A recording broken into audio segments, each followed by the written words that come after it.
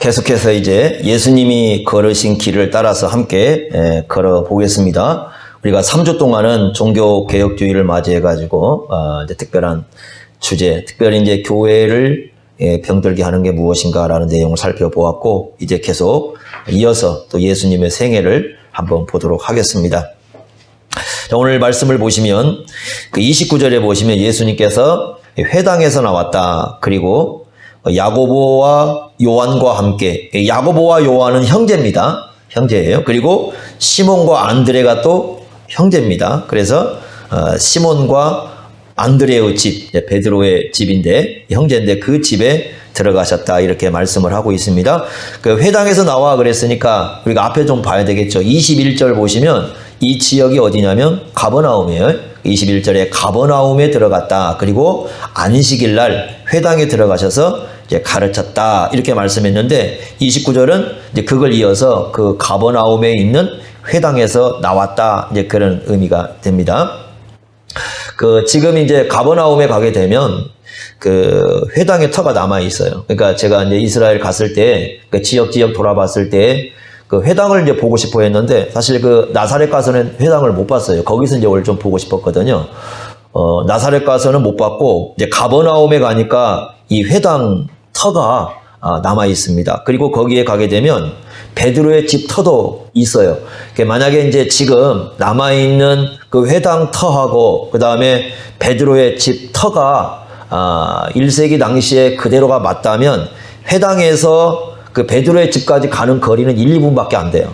그러니까 바로 이렇게 앞에서 나오면은, 회당에 나오면 바로 그 앞에 딱 보이는 곳에 있습니다. 그러니까 거기서 길어야, 걸음이 느리신 분은 3분 정도 될 것이고, 아주 느렸을 때요, 저와 같이 빠른 사람은 1분 갈 것이고, 이제 보통 걸어가면 한 2분 정도, 뭐 어떤 그런 정도밖에 거리가 되지 않습니다. 제가 이제 그 베드로의 그 집 터에 이렇게 들어갔을 때는 고양이 한 마리가 낮잠 자고 있었습니다. 창문으로 이렇게 다 가려져가지고 햇볕이 따뜻하게 들어오니까 이제 고양이 한 마리가 거기에 낮잠을 자고 있었는데, 거기에 얼마 떨어지지 않아요. 이렇게. 그러니까 회당에서 나와가지고 이 집까지 가는 데는 그렇게 멀지 않는, 바로 이렇게 눈앞에 나오면은 그 앞쪽에 이렇게 보이는 그런 지역입니다. 그런데 거기 보니까 그 베드로의 장모가 나오죠. 30절에 시몬의 장모가 병이 하나 걸렸습니다. 어떤 병이냐면 열병이에요. 심한 열이 났던 것 같아요. 열병이 걸려서 누워 있었다 이렇게 얘기를 합니다. 그러니까 베드로가 장모가 있으니까 베드로는 이미 이때 결혼을 한 사람이에요. 근데 베드로의 나이는 알 수가 없습니다. 여러분, 이미지가 어떻습니까? 베드로가 예수님보다 나이가 많을 것 같아요? 예수님이 베드로보다 나이가 많을 것 같아요? 다 머릿속에 어떻게 좀 생각이 되십니까? 누가 더 나이 많을 것 같아요? 예수님이에요? 베드로입니까? 결혼한 것만 가지고는 그 예수님보다 나이가 많았는지 적었는지 알 수가 없어요. 왜 그러냐면 예수님이 공생애를 시작한 때 나이가 몇 살이죠? 30세죠. 근데 그 당시 남자들의 결혼 정년기는 20세 이하입니다. 18세인 거죠.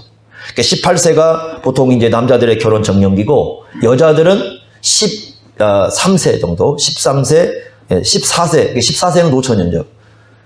13세 보통 전조로 이렇게 결혼을 하는데, 근데 이제 중요한 건 두 사람 사이에 지금 베드로와 그 아내 사이에 성경 어디에도 자녀가 있다는 얘기가 없어요. 그렇다면 이제 결혼을 언제 했을까라는 얘기인데, 그럼 여자들이 12, 13세입니다. 그럼 베드로의 장모, 이제 또 한번 질문해 보겠습니다. 베드로의 장모하고 예수님하고 누가 더 나이 많아 보입니까?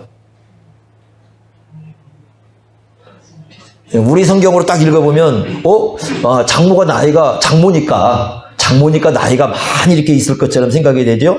그런데 만약에 베드로의 장모가 한 13살 때 결혼했다고 생각해 보십시오. 그리고 만약에 13살 결혼해가지고 아이를 바로 낳았다고 한번 생각해 보세요. 왜냐하면 마리아도 보통 한 13세 정도에 임신을 했잖아요. 잉태가 됐는데. 그렇다면은, 만약에 그렇다고 한다면, 그 베드로의 이제 그 장모, 그 베드로의 아내의 나이를 우리가 한번 좀 추측을 한번 해 보시기 바랍니다. 그렇다고 한다면, 이 몇 살쯤 딸을 낳았을지는 알 수가 없지만, 우리가 생각하는 장모의 나이는 아닌 것 같아요. 그러니까 우리가 생각하는 보통 그 나이 많은 장모는 아닌 것 같고, 제가 한번 이렇게 추정을 해보면 자녀가 없는 걸 봐서는 예수님과 나이가 비슷한 나이. 이렇게 보시면 좀 될 것 같아요. 예수님 나이가 30세니까 여러분 그 나이를 좀 엄정 있게 좀 생각을 하고 하셔야 돼요. 그러니까 보통 이제 그 교회를 오래 다니신 분들은 어떻게 생각하냐면 베드로가 예수님보다 나이가 많을 것이다. 그리고 베드로의 장모는 한 5, 60대 이렇게 좀 이렇게 될 것이다. 이렇게 생각을 하는데 근데 실제로는 그 예수님 나이라든가 아니면 그 당시에 결혼 적령기를 보면은 그렇지가 않습니다. 아마 베드로의 그 장모 나이도 30세 이쯤 저쯤 아마 되었을 확률도 하고 예수님과 비슷한 또래의 나이가 되었을 거예요. 이제 그럴 가능성이 좀 높아요. 실제로 이제 성경엔 고증을 하지 않으니까 알 수는 없지만 그 당시에 결혼 적령기의 나이를 하셨을 때 그걸 그러니까 그걸 여러분들이 염두에 두시고 보셔야 돼요. 그러니까 베드로도 마찬가지고요. 자, 그랬을 때 어떤 일이 발생했느냐? 열병이 누워 있습니다. 그런데 이제 30절에 보시면 특별한 얘기를 하나 합니다. 사람들이 그 여자에 대하여 예수께 뭐 했다고 나와요? 여짜왔다. 여러분, 자, 이것입니다. 예수님이 이 여자가 베드로의 장모가 열병으로 누운 것을 알았을까요? 몰랐을까요? 여러분, 이거 중요하죠. 알았을까요? 몰랐을까요? 그래갖고 예수님이 몰랐는데 사람들이 와서 예수님께 말씀을 드리니까 그때 다 알았을까요? 아니면 이미 베드로의 장모가 열병에 걸린 걸 알고 이 집에 갔을까요? 네. 우리가 보통 보면은 예수님이 의도적으로 가신 것이 많죠. 그러면 알고 갔을 가능성이 많습니다. 그런데 뭘 지금 강조를 해주고 있어요? 여쭌 사실을 강조하고 있어요. 여쭈었다. 예수님께 여쭈었다. 다 알고 있어요. 예수님이. 모르신 거 아니잖아요.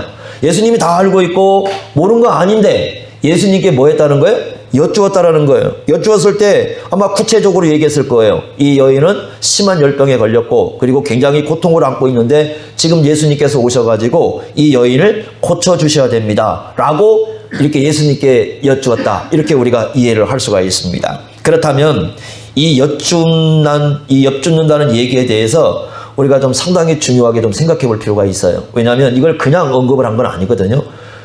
여쭈었다. 그걸 우리가 지금 말로 하면 여러분 지금 예수님께도 우리가 엽줄 때는 뭐라고 불러요? 그걸? 기도죠. 그래서 여기에서 지금 예수님이 말씀하는 건 이 기도의 중요성에 대한 어떤 언급을 지금 어느 정도 하고 있다고 우리가 이해를 할 수가 있습니다. 그래서 이런 기도를 우리가 뭐라고 부릅니까? 이런 기도. 예, 그 여러분 성경에 나오죠. 그 말한 용어 하나가 나오죠. 도고라는 말 나오죠. 도고. 시골에 사신 분들은 이거 논에 가서 이렇게 논 이렇게 치는 걸 도고 친다고 그러거든요. 그런 뜻이 아니고요. 도고 친다고 이렇게 얘기. 혹시 안 들어보셨어요? 예, 저희 장수에서만 썼던 얘기인가 봐요. 근데 도고라는 말이 그 빌도에다가 알릴 거예요. 그러니까 이게 뭐냐면 다른 사람을 위한 기도예요. 원래 도고라는 말이요. 그러니까 다른 사람을 위한 기도인데 그러한 기도를 초대교회 때 상당히 좀 중요하게 여겼어요. 그래서 지금 마가복음에도 이 부분을 좀 중요하게 언급을 하고 있는 것 같은데 우리 성경 한 군데 봅시다. 디모데전서 2장을 한번 보겠습니다. 신약성경 뒤로 한번 가보시면 디모데전서 2장에 가보시면요 이런 말씀을 하십니다. 디모데전서 2장 1절 한번 보시겠습니다. 338쪽입니다. 신약성경 338쪽 디모데전서 2장 1절. 자, 한번 같이 읽어보겠습니다. 2장 1절 같이 읽습니다. 시작. 그러므로 내가 첫째로 권하노니 모든 사람을 위하여 간구와 기도와 도고와 감사를 하되. 여기 도고라는 말이 들어가 있죠. 요 말이 굉장히 이제 중요한 의미인데 이렇게 말씀하고 있습니다. 내가 첫째로 권하노니 이렇게 말씀하고 있는데 그 원문에는 여기에 그 판톤이라는 말이 들어가 있어요. 그러니까 모든 것 중에 그 말이 들어가요. 그래서 이걸 정확히 번역하자면 이렇습니다. 내가 모든 것 중에 첫째로 권하는 것은 이것이다. 그러니까 여기서 말하는 첫째는 그 시간적 순서를 의미하는 게 아니라 가장 중요한 것이다 그 말이에요. 그러니까 모든 게 있는데 그 말이에요. 그래서 이제 그 영어 성경에도 그 말이 들어가 있어요. 오버올이라는 말이 들어가 있어서 모든 것 중에 그 말이에요. 그러니까 모든 것 중에 가장 중요한 것, 내가 그거를 지금 너희들에게 권면하고 있다. 그러면서 그 가장 중요한 게 뭐라고 얘기합니까? 모든 사람을 위하여 네 가지로 풀어놓고 있죠. 간구, 기도, 도고, 감사. 이 네 가지. 그래서 이 네 가지가 모든 사람들을 위해서 해야 할 일이다 이렇게 말씀하고 있는데 여러분 간구라는 말은요 그 말 뜻 자체로는 그냥 간절하게 이제 구한다는 뜻인데 그건 뭐냐면 지금 어떤 그 긴급하게 필요한 게 있어요. 우리가 하나님 백성으로 살아갈 때 정말 이게 긴급하게 필요하고 있는 것이 있는데 그것을 하나님께 간절히 요청하는 그걸 우리가 뭐라고 불러요? 간구 이렇게 부르고 기도는 일상생활 속에서 이 모든 삶에 있어서 하나님께 아뢰는 삶을 살아가는 거. 그거예요. 그러니까 날마다 우리가 예를 들면 여러분 주기도할 때 일용할 양식을 주옵소서 그렇게 기도하시죠. 그런 것들이 다 기도에 해당이 돼요. 그러니까 날마다 매일매일 그냥 일상처럼 하나님 앞에 나와서 행하는 그러한 기도의 행위, 그걸 이제 기도라고 부르는 거고 도구는 뭐예요?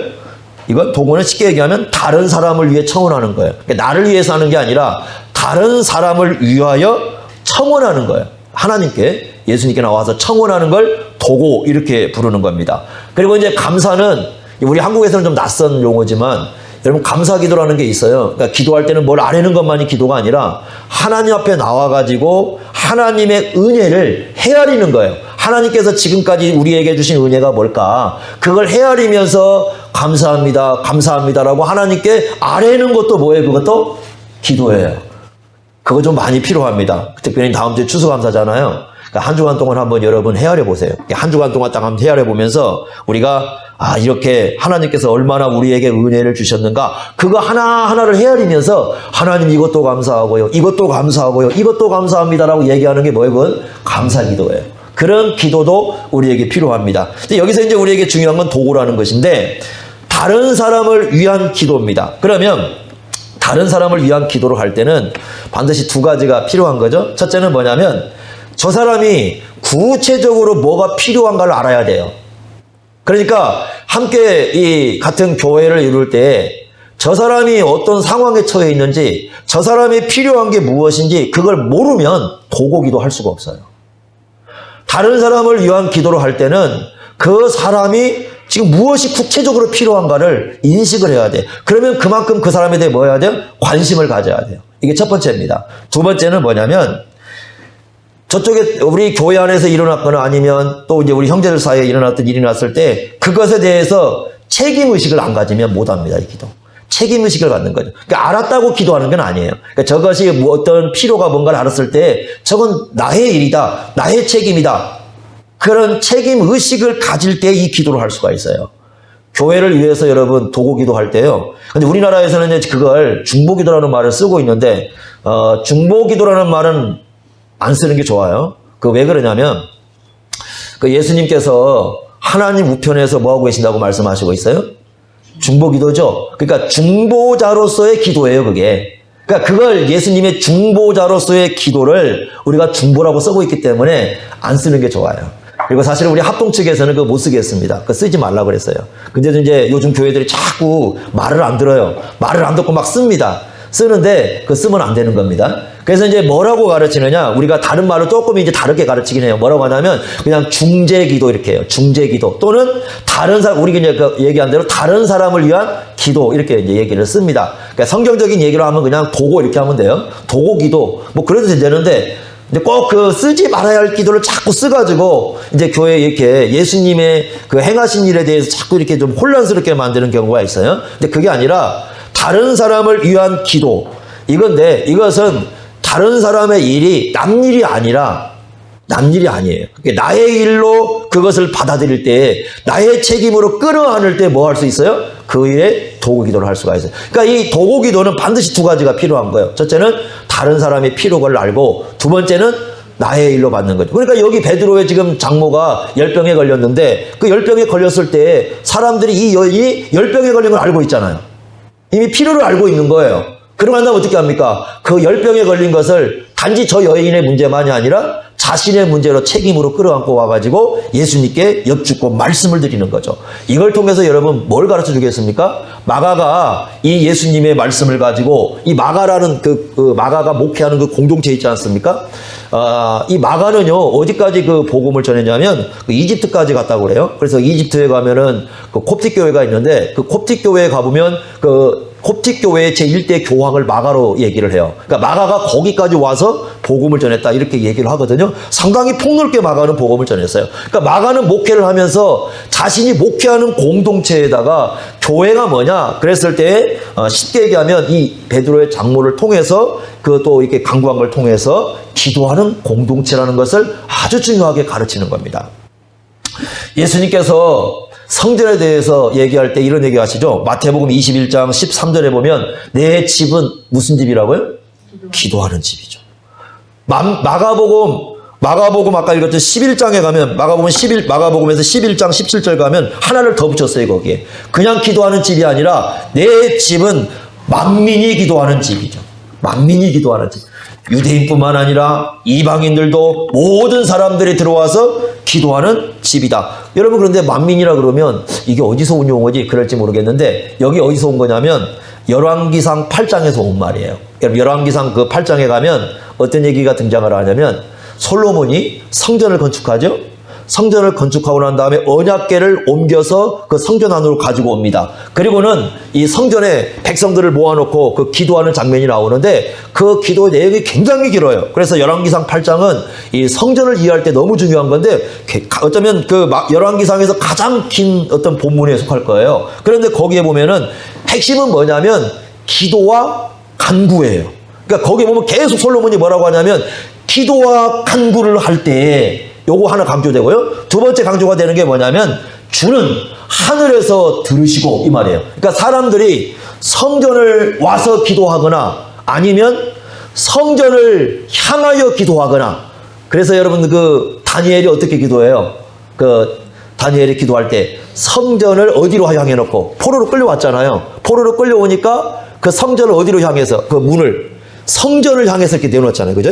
창문을 성전 쪽으로 이렇게 만들어가지고 내놓고 그 창문을 그쪽에 앞에 와가지고 이 성전을 향해서 이렇게 기도를 한 장면이 나와요. 그러니까 다니엘은 그래서 유대인들은 되게 경건한 유대인들은 포로로 끌려가도 기도할 때 그 이스라엘 예루살렘 쪽을 향해서 창문을 내놓고 기도했던 거예요. 왜 그래요? 거기 뭐가 있었으니까? 성전이 있었으니까. 그래서 이렇게 얘기하는 겁니다. 주는 하늘에서 계시는데 이 성전에 들어와서 기도하거나 성전을 향하여 기도하거나 그럴 때 이 기도와 간구를 뭐 해달라는 거예요? 들어달라는 거예요. 그런데 그 기도의 내용이 심지어 뭐까지 나오냐면 이방인들이 그렇게 해도 그렇게 해달라는 거예요. 특이하죠? 이스라엘 성전인데 이방인이 들어와서 그렇게 해달라는 거예요. 그리고 열왕기상 8장 29절에 이렇게 얘기합니다. 이 성전을 향하여 주의 눈이 주야로 보시오며 여러분 기도할 때 낮에 와서 하는 사람도 있겠고 밤에 와서 하는 사람도 있겠죠. 그래 안 그래? 기도 안 하는 사람은 밤에도 안 하고 낮에도 안 하고 근데 기도하는 사람은 밤에도 할 수도 있고 낮에도 할 수도 있고 그러니까 뭐라고 하냐면 주의 눈이 하나님의 눈이 밤낮 주야로 이 성전에 들어와서 기도하는 사람을 바라봐 주십시오. 이렇게 기도해요. 상당히 중요하죠. 그래서 하늘에 계시지만 이 지상은 땅에는 이 성전은 지상에 있잖아요. 그러니까 지상에는 이 성전이 있고 하나님은 하늘에 계시는데 이 성전이 뭐냐? 하늘과 땅을 연결하는 집인 거예요. 그래서 이 성전 안에 들어와서 하거나 아니면 성전을 향하여 기도할 때 심지어 이방인들이 와서 기도할 때도 하늘에 계신 하나님이시여 우리의 기도를 들어 주옵소서. 자, 신약으로 옵니다. 신약에 오시면 성전의 실체는 누구예요? 예수님이시죠? 그리고 예수님이 성전의 실체라고 말씀하시고 하나님의 성전은 뭐가 성전이라고 말씀했어요? 고린도서 3장 16절 17절 보면은 그 성전의 실체이신 예수님을 믿는 사람들이 모인 교회 공동체가 뭐예요? 하나님의 성전이죠. 그러니까 건물은 성전이 아니에요. 건물이 성전이 한 것이 아니라 이렇게 예수 이름으로 모인 우리가 뭐라는 거예요? 개인이 얘기하는 거 아니에요? 예를 들면 나 혼자 있으면서 내가 성전이야 그런 얘기하는 게 아니고 거기 보면 너희라고 했으니까 이렇게 예수 이름으로 모인 공동체가 하나님의 성전입니다. 그러면 우리가 이렇게 예수 이름으로 모였을 때 하나님의 성전으로 모였을 때 중요한 것이 많지만 그 중에 가장 중요한 내용 중에 하나가 뭐라는 거예요? 기도하는 거예요. 우리 신약시대는 그래서요, 이 성도들이 모인 공동체가 기도 공동체가 됩니다. 교회는요, 이 서로서로 어떻게 엮어져 있는 공동체냐면 기도로 엮어져 있는 공동체예요. 그래서 우리는 언제든지 성도들하는 건 뭐냐면 서로에게 이 기도를 부탁할 수 있는 공동체가 돼야 되는 거죠.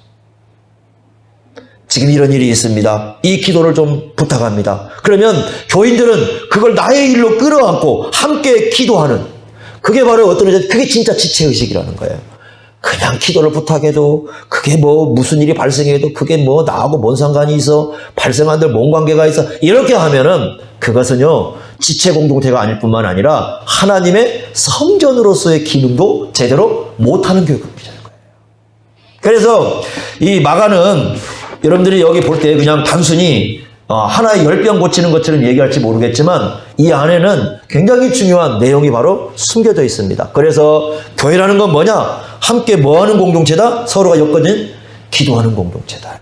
그래서 여러분들이요, 우리 교인들이 이렇게 해야 돼요. 서로 기도가 엮어져 있어서 나는 이 사람을 위해서 기도하고 또 이 사람은 이 사람을 위해서 기도하고 끊임없이 우리가 기도해 줄 수 있는 그런 공동체가 돼야 돼요. 그런데 나이 먹으면 자꾸 기억 잃어버리잖아요. 저도 잃어버려요. 그럼 어떻게 해야 되겠어요? 그래서 이제 우리가 권하는 게 뭐냐면 기도 수첩을 쓰는 겁니다. 기도 수첩을 써가지고 이렇게 기도 수첩을 쓰면은 그 기도 수첩에다가 이름 딱 석자 적어놓고 이 사람에 대해서 기도할 내용 쭉 적는 거예요. 그리고 적고 그리고 기도할 때 어떻게 하느냐? 한 장 한 장 넘겨가면서 기도하는 겁니다. 교인이 늘어날수록 좋죠, 그게. 그러니까 기도문이 많을수록 좋은 거죠. 그래서 우리가 기도하는 내용을 쓰고, 주일학교 선생님들은 우리 주일학교 학생들 다 이름 적어놓고 얘를 위해서 기도할 내용 하나하나 여러분 이렇게 기도하며 적어가는 거죠. 그래서 끊임없이 교회는 기도로 엮어져가는 그런 공동체가 돼야 돼요.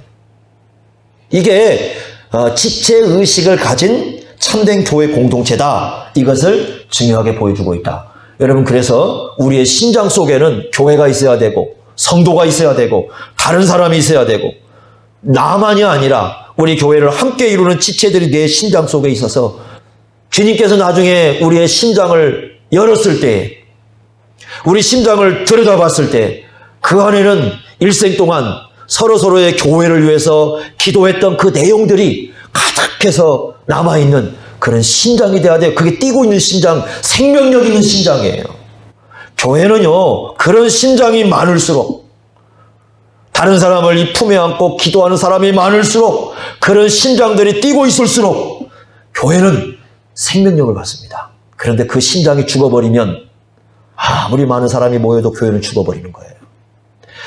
우리의 심장을 들여다보시면서 우리의 심장 속에 과연 다른 사람들이 내 안에 들어와서 우리 안에서 함께 이 기도할 때 그 기도 속에 형제들이 함께 존재하는지를 들여다보셔야 됩니다. 이것이 바로 도구기도의 굉장히 중요한 면이라는 것을 이 말씀을 통해서 생각하시기 바랍니다. 자, 두 번째 또 하나 보겠습니다. 자, 예수님께서 그 다음에 베드로 장모를 일으킬 때 31절에 보니까 어떻게 하십니까? 손을 잡아 일으키시니 그랬는데 우리 성경은 참 번역이 좀 그래요. 두 개를 다 빼버렸어요. 뭐가 뺐냐면 그가라는 말을 빼버렸고 그 다음에 그녀를이라는 말이 뺐어요. 이게 강조예요, 사실은. 그 원문에 보면 이게 강조인데 그는 누구예요? 예수님이시죠. 예수님이 그 손이 아니고 그녀의 손을 그 말이에요. 그러니까 그녀의 손을 잡아서 어떻게 했다? 일으키셨다. 그러니까 적극적으로 예수님께서 나서가지고 고쳐주시는 그런 장면으로 나옵니다. 그래서 열병이 어떻게 했어요? 떠났다. 그렇게 나오죠. 31절에. 31절에 주님께서 고쳐주셨습니다. 그러자 여자는 어떻게 했습니까? 31절에 보니까 여자가 그냥 수종 든 게 아니고 그들에게, 여러분 그들은 예수님만이에요? 아니면 일행이에요? 일행이죠. 참 중요한 부분이에요. 그들에게 그 말은 예수님께만 수종든 게 아니고 예수님과 함께 한 사람들도 어떻게 했어요? 섬겼어요. 이게 참 중요한 거예요. 초대교회 때는요. 예수님과 함께하는 사람들을 섬기는 것이 상당히 중요합니다. 그 레리 허타도라는 아주 유명한 신학학자가 그래서 이걸 가지고 뭐라고 하냐면 이 마가가 여기서 중요하게 여기는 것 중에 지금 하나가 뭐냐면 반응이라는 겁니다. 반응. 그러니까 어떤 반응이냐면 예수님의 은혜에 감동한 사람이 예수님께 보여주고 있는 그 반응, 그것이 굉장히 중요하다. 그런데 그게 이제 마가복음 전체를 통해서 드러나는 건데 지금 여기서는 여인이 단지 열병만 고침받은 게 아니라는 거예요. 왜냐하면 이것만 보면 열병만 고침받는 것 같은데 수종 드는 걸 보면 이 여인이 누굴 확실히 믿은 거예요? 예수님 확실히 믿은 거예요. 그러니까 예수님을 확실히 믿은 증거를 뭘로 볼 수 있다는 거예요? 삶으로 볼 수 있다. 그래서 이렇게 얘기합니다. 예수님을 진짜로 믿는 사람은 변화가 일어난다. 삶에서의 변화가 일어난다. 예수님의 은혜를 받으면 변화가 일어납니다. 마가복음에는 그 변화가 예수님 진짜 믿었을 때 한 3가지 정도 이렇게 크게 얘기할 수가 있는데 오늘 말씀을 보면 이제 섬김에 대한 얘기죠. 수종 든다는 건 섬김에 대한 얘기예요. 그래서 예수님과 함께한 일행들을 섬기는 변화. 두 군데 한번 봅시다. 5장 19절 한번 보십시오. 5장 19절. 먼저 저기를 한번 보고 가셔야 할 것 같은데 아까 읽었던 1장 38절 먼저 보고 갑시다. 이거 알고 가셔야 돼요. 38절 보시면 예수님께서 이렇게 말씀했어요. 1장 38절입니다. 이르시되 우리가 다른 가까운 마을들로 가자. 거기서도 뭐 한다고요? 전도하리니 내가 멀리 이를 위해서 왔다. 예수님 오신 목적이 뭐하러 왔다고요? 전도하러 왔어요. 이렇게 말씀하세요. 자, 5장 19절 한번 가보세요. 이 말씀을 전제해 두고 오셔야 됩니다. 5장 19절 보시면 예수님께서 그 귀신 들렸던 사람을 고쳐주시죠. 고쳐주실 때에 5장 18절 보면 그 사람이 예수님께 함께하기를 간구했죠. 아주 간절히 원했지만 예수님은 허락하지 않았어요. 19절에 보니까 허락하지 아니하시고 그에게 이르시되 같이 읽습니다. 시작. 집으로 돌아가 주께서 내게 어떻게 큰일을 행하사 너를 불쌍히 여기신 것을 내 가족에게 알리라. 자, 지금 지금 하라는 거예요? 은혜를 귀신 쫓아내서 은혜를 받았잖아요. 은혜를 받은 것을 가족들에게 돌아가서 뭐하라? 알려라. 예수님이 왜 오셨다고요? 전도하러 오셨죠. 예수님만 전도하는 게 아니라 예수님의 은혜를 받은 사람들에게도 뭐 하라는 거예요? 은혜를 알려주라는 거예요. 전도는 다른 거 아니에요. 내가 주님께 받은 은혜를 어떻게 하는 거예요? 알리는 거예요. 다른 사람에게. 그래서 여기 보면 그렇게 얘기합니다. 야, 어떻게 큰 일을 행했는가? 그 너를 불쌍히 여기는 거다. 은혜를 베푼 거다. 그러니까 그 은혜를 어떻게 해줘라? 알려라. 여러분요, 절대 불신자 앞에 가서 교회 욕하시면 안 됩니다. 왜 그런 줄 아세요? 교회가 나빠도 욕하면 안 돼요. 안 믿는 사람이 있을 때는 교회 얘기하시면 안 됩니다. 은혜를 알리는 거 외에 다른 얘기 하시면 안 됩니다. 여러분 보세요. 자기 집을 욕하는 사람이 누가 가겠습니까? 그 집을. 교회를 욕하는데 누가 교회를 오냐고요. 은혜를 알리는 얘기를 해야지. 불신자들에게는 은혜를 알리는 얘기를 해야지 교회를 비판하시면 안 됩니다. 그러면 교회 안 와요. 그러니까 주님께서 말하는 것은 은혜를 알리라는 거예요. 이런 거 아니에요. 야, 바리새인이 얼마나 나쁜 놈들인지, 저 사두개인들이 얼마나 나쁜 놈들인지, 사내들인 공회가 얼마나 못돼 먹은 것들, 그거 알리라고 하지 않아요. 다 그 하나님 섬기는 사람들이었잖아요. 그 사람들 말로는 그거 말하라고 안 해요. 그죠? 단지 뭐 하나 얘기하라고 그래. 예수님께서 너에게 은혜를 베푸신 그걸 어떻게 알아? 알려라. 이게 두 번째예요. 세 번째는 뭐냐면 은혜를 받은 사람의 변화된 거예요. 10장 한번 가보세요. 10장. 이게 좀 변화가 조금씩 있는데 앞에서는 섬김에 대한 얘기, 뒤에서는 전파의 얘기. 10장 52절 한번 보십시오. 거기 52절 보시면 맹인 바디메오를 고치시고 하시는 말씀인데요. 맹인 바디메오 고치시고 하신 말씀 52절입니다. 이렇게 말씀했어요. 예수께서 이르시되 가라 내 믿음이 너를 구원하였느니라 하시니. 자, 그러면 같이 읽습니다. 시작. 그가 곧 보게 되어 예수를 귀에서 따르니라. 여러분 마가복음은요, 그 마가복음을 연구하시는 분이 길의 복음서라고 불러요. 그러니까 길 가는 얘기가 많이 나와요. 그래서 왜 길이 많이 나오느냐? 그 우리 인생과 연관이 있다. 인생이라는 건 뭐 하는 거예요? 길을 가는 거예요. 삶이라는 건 길을 걸어가는 거라, 이렇게. 그래서 인생을 표현할 때 이제 길이라는 표현을 하기 때문에 마가복음을 연구하시는 분들은 삶을 길로 이렇게 표현하고 있다는 거예요. 그래서 여러분 길 가실 때 그 인생에 대한 많이 좀 묵상을 하시기 바랍니다. 길 가면서. 그런데 보시니까 뭐라고 돼 있어요? 예수를 길에서 어떻게 하고 있다? 따르고 있다. 그러니까 세 번째로 변화된 건 누굴 따라가는 삶을 산다? 예수를 따르는 삶. 눈을 뜨니까 맹인이 눈을 떴어요. 근데 맹인이 단지 눈만 뜨는 게 아니잖아요. 영적인 눈을 떴죠. 누구를 알게 되었으니까? 예수님을 알게 되었으니까. 그러니까 그 예수를 어떻게 하는 거예요? 영적인 눈을 뜨니까 따라가는 거죠. 여러분, 예수가 안 보이면 못 따라가죠. 맹인은 못 따라가요. 영적으로 맹인인 사람은 예수 안 보여요. 삶 속에서 예수 전혀 안 보입니다. 예수 따라갈 수가 없어요. 그러니까 영적으로 눈이 뜨였다는 건 뭐냐면 예수가 보이는 겁니다. 가시적으로 보였다는 얘기가 아니라 믿음으로 예수님이 보여요. 그럼 믿음으로 보이면 누굴 따라가요? 그 예수님을 따라가는 거예요. 왜 많은 사람 영적으로 보여요? 맹인이에요. 누가 안 보입니까? 예수님 안 보여요. 자기 열심도 보이고 막 자기가 뭐 하는 건 보이는데 예수님이 안 보여요. 그런 사람은 예수 안 따라가요. 여기 찬송은 부르죠. 예수 따라가면 부르죠. 예수는 안 따라가요. 왜? 안 보이는 거죠. 그런데 이 사람은 누가 지금 보였어요? 예수가 보였어요. 그러니까 누굴 따라가요? 보니까 예수를 따라가는 거예요. 영적인 눈이 뜨이니까 예수님이 어떤 분인가 하니까 예수님을 따라갑니다. 그래서 마가복음에서는 진짜 예수님의 은혜를 받으면 세 가지 변화가 일어나요. 첫째는 어떤 변화? 섬김에 대한 변화가 일어나고, 두 번째는요, 은혜를 알리는 삶으로 변화가 일어나고, 세 번째는요, 예수님을 따르는 삶에 일어나요. 이 세 가지 변화가 중요하게 일어나죠. 그래서 이 여인이 섬기게 되는데, 그 재밌는 건 여인의 이름이 없어요. 누군지 모르잖아요. 진짜 이름 없이 섬겨요. 그죠?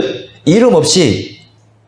빛은 있어요. 제가 그 빛이 없다는 말 하지 말라고 그랬어요. 왜냐하면 빛이 있어요. 섬기면 빛이니까. 빛이 없는 건 아니에요. 찬송가에 이름 없이 빛도 없잖아요. 빛이 없으면 안 돼요. 그러니까 섬기는 것 자체가 뭐예요?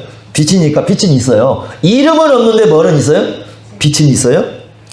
그래서 예수님의 은혜에 대한 감사의 표. 그러면 물어보겠습니다. 베드로의 장모는 억지로 했을까요? 자발적으로 했을까요? 자발적이죠. 억지로 할 일이 없죠. 그리고 자발적으로 했으니까 기쁨이에요? 인색함이에요? 당연히 기쁨이죠. 마음속에 짜증을 내거나 이것 때문에 막 마음속에 막 갈등하는 그게 아니라 정말 자발적으로 기쁨으로. 또 하나, 이 섬김을 통해서 예수님으로부터 뭐 얻으려고 하는 자기 이익을 얻고자 하는 게 있어요? 없어요? 없어요. 그러니까 뭐가 없는 거예요? 이기심이 없는 거예요. 그러니까 이 여인의 섬김은 이런 거예요. 자발적이고 기쁘고 뭐가 없다? 이기심이 없는 섬김이다. 정말 중요하죠. 그 사도행전 2장에 보시면요, 오순절날 성령님이 강림하시지 않습니까? 그럼 복음을 듣습니다. 첫째, 복음을 들읍니다. 두 번째, 복음을 들으니까 회개가 일어나죠. 회개가 일어납니다. 세 번째, 회개가 일어나고 나서 뭐 했어요? 세례 받았죠.